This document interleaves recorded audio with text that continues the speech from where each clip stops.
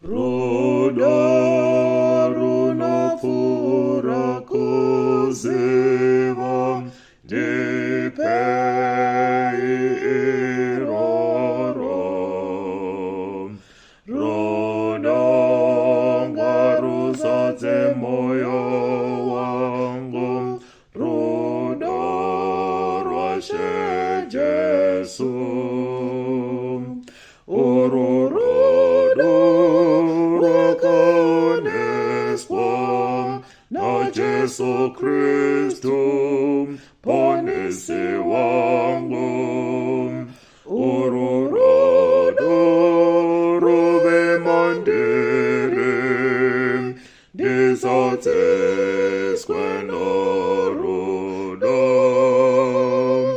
Kunyange ndichinzwisisa zvose ndisina rudo.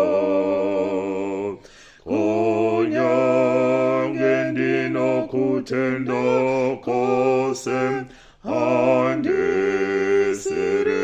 chinhu. Uru rudo rwakaoneswa na Jesu Kristu ponesi wangu.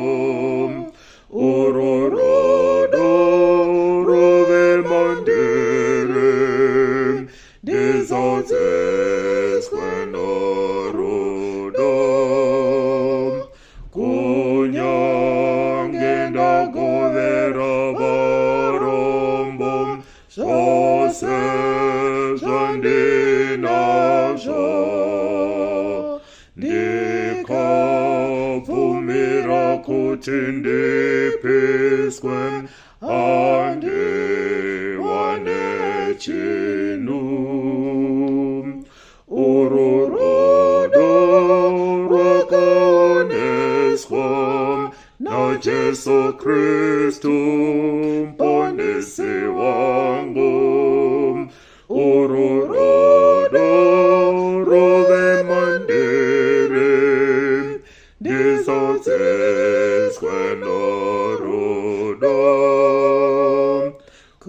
Kutenda netariro norudo ndizvo zvinogara,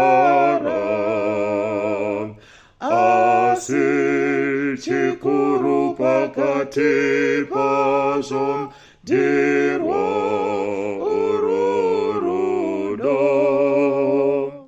Uru rudo rwakaoneswa na Jesu Kristu ponesi wangu.